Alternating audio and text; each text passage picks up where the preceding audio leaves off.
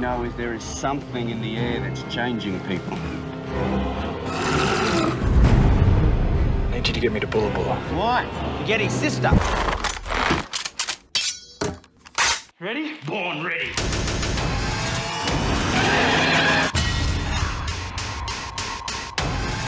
Come on, you dead bastard!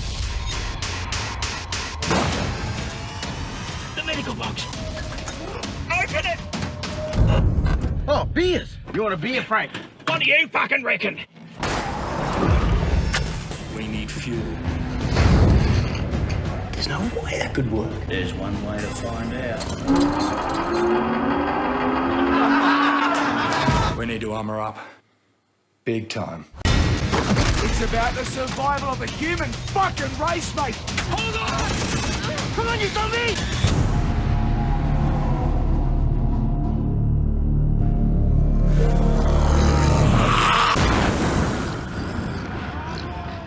Round them or through them?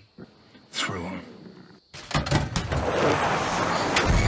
Ooh, vlog time. So, let's talk about Wyrmwood, Road to the Dead.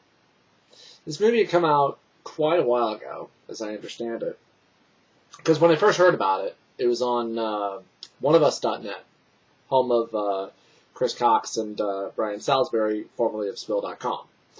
And I believe I heard from them that they said that this movie was good. Just from the cover alone, if you haven't seen the cover, I'm going to try and put it up here.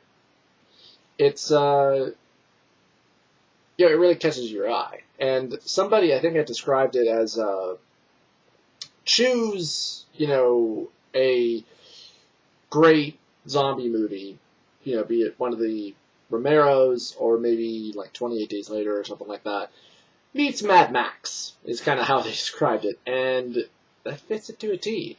It's horror, action, and a little bit of comedy. You know, like it's got some really good you know, comedy bits in there, and it's available right now on Netflix streaming. Has been for quite a while. It just took me a while to get around to actually watching it, and I'd heard nothing but good things. And it's available for purchase and rental and all that good stuff. And I'm just going to say, yeah, this movie's good. I really liked it. It's a good blend of action and horror, and, you know, it has those comedy bits, you know, in order to break it up, but, you know, make you chuckle every once in a while. Not a lot of the details are really explained as to how the zombie infection works. Just kind of little tidbits, like how it starts. Well, how it starts is that, you know, a couple of your heroes are dressed in full body armor, makeshift body armor. That's basically like baseball umpire gear, you know, and like made up helmets and shit, and they're trying to grab a truck to drag it into their shed, you know, so hopefully they can try and forge like some kind of an escape, because there's zombies everywhere. And then you get to know the characters. One of the main ones, Benny, they're sitting around and having a bite to eat. He's talking about how it started for him, was that he and his buddies and his brother went out into the woods hunting. And while they were going out, couldn't help but notice how weird and quiet everything was. And that night, there was a meteor shower. And then wakes up the next morning, and his buddy and his brother are gone. And he starts looking around for him and finds a blood trail, finds his buddy dead, his head clean off, finds his brother just standing out in the middle of the woods, and he calls to him, and he looks over at him, and he's clearly infected, and he had no choice but to kill him. This, of course, was after a while of his brother chasing him for a long time before he could finally go through with it. And then, slowly but surely, you get to know the other characters. Your other lead, Barry, who, again, is another actor who looks a lot like and I'm forgetting his name again. He was in the movie Dread, played the title character. God, what is that actor's name? It's gonna drive me nuts. Fuck, I can't remember. Sorry, but yeah, and he pretty much becomes your main lead, and it goes to him about how the infection started for him. That woke up in the middle of the night and there was an intruder in the house, and the intruder was infected, and then he and his wife and daughter go off in their car to go and try and find his sister, who was at a party of her own, and a couple of her friends got infected. And for anybody who's wondering about the whole infection thing, it's never really explained, but there are subtle hints. Like, for one thing, that every vehicle, to a point, becomes useless. Because, I guess, because of the meteor shower or whatever it was that happened, all fuel becomes useless. Like, none of it will burn. And you notice that when the zombies are breathing, more, especially during the day, when they breathe, this strange, like, green-like chemical comes out. And very quickly, the heroes learn that the chemical that they breathe is flammable. And so they realize that we can use this for fuel. They test it out first and discover that, yeah, it works. And so they grab the truck and they, outfit the truck to be fully armored and everything, basically so that it looks like a Mad Max car, basically. And then strap a zombie in the back and put a bunch of tubes in him and just suck him dry and use him to power up the car. And at one point, the car even has a sort of a turbocharge, which is kind of the same sound effect that they use from Mad Max, or really I should say from Road Warrior. And I don't know if I should give anything away. Why not? Spoilers if you haven't seen it. Check it out. It's on Netflix Instant. Stop watching this because I'm going to go into spoilers. Okay, so what happens is the sister, she's found by what looks like a couple of military soldiers who know she's not infected, but take her into custody. She wakes up, she's in the back of, or she's in, what looks like a fucked up, disorderly lab. And there are test subjects, and then there are infected on the other side. And this deranged doctor, or surgeon, comes in, and he's infecting her, or injecting her, I should say, with other infected blood. Well, this goes on for a while, and she sees what happens to the other test subjects when they reach a certain point where he shocks them awake, and then he kills them by, I'm not sure exactly what it is, but he has some sort of another form of injection where he inserts it through your nostril and it kind of blows your brain out, basically, kills you. And, well, over time, because of these injections, she slowly begins to realize that when she focuses hard enough, she can control the infected. This doesn't really make a whole lot of sense. It's not...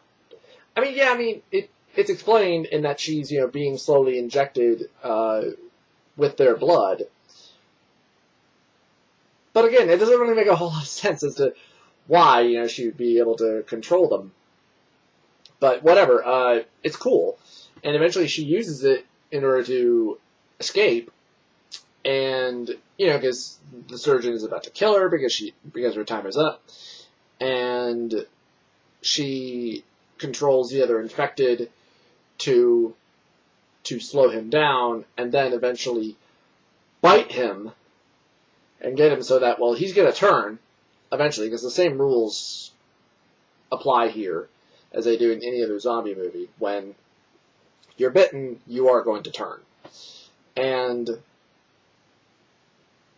and he realizes he's going to turn and knows that she's to blame.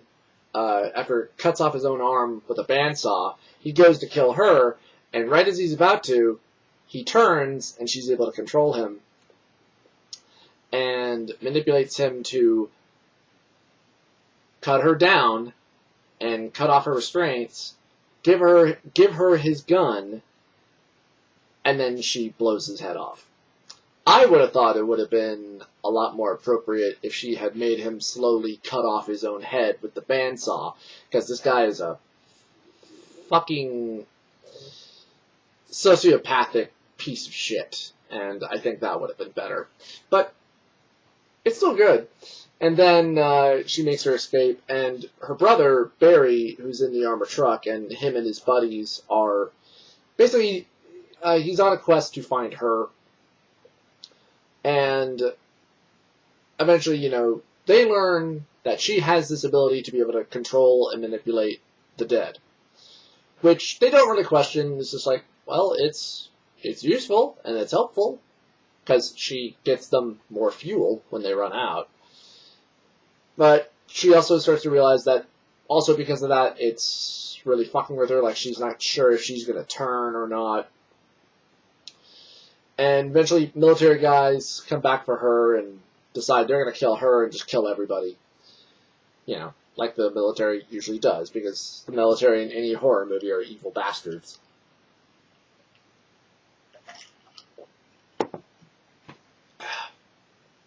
Well, they have this grand, ridiculous escape, and they have a little bit of an argument about how they're going to do the escape. That's one of the other things, too. One of the other leads, Benny, who is, you know, kind of the plucky comic relief. Like, there's this great scene where they're driving along, and it's getting late, you know, and so they got to keep moving. And Benny really needs to pee. And he's just demanding that, for God's sake, I need to get out, I need to pee. It's like, no, I'm not stopping. It's like, come on, man, I gotta pee. You know, I'll be quick. And so they let him, and one of them tells him, like, you know, you really should take the rifle. But I'm not going to need the rifle, okay? I'll be fine. And they continue to shout, like, dude, you should really take the rifle. Like, what, am I going to hold the rifle with one hand and hold my dick with the other? Yeah, and so he goes out and he pees.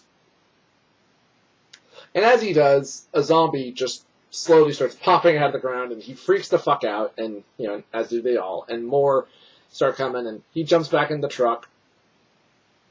And Barry says, so what have we learned? Never get out of the fucking truck!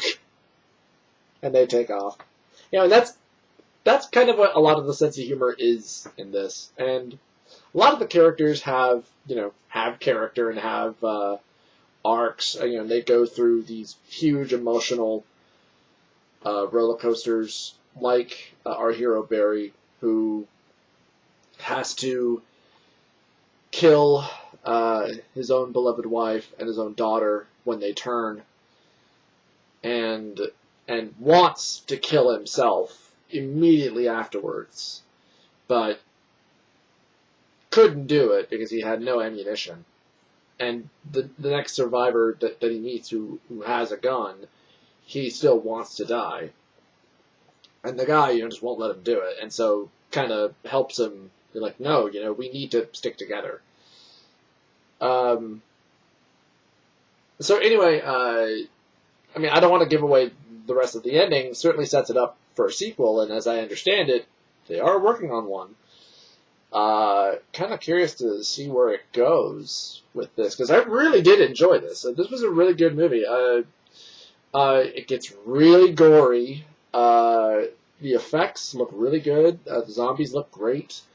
And they're fast-moving zombies, too. They're not slow-moving zombies. And they also explain that at night, though they have the new fuel source, it doesn't work at night. And that during the night, the zombies are actually faster, and they're more aggressive at night. Which I guess works.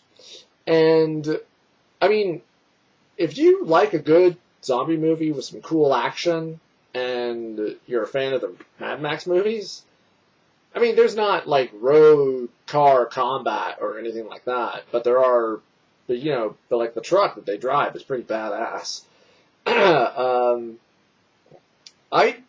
I would definitely say check this movie out. It's pretty awesome.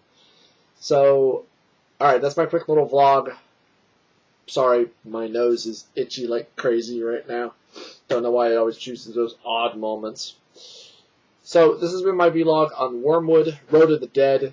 Check it out. This movie's awesome. Again, it's on Netflix. It's available on Blu-ray and rental, and for Christ's sake, check it out. This movie's awesome.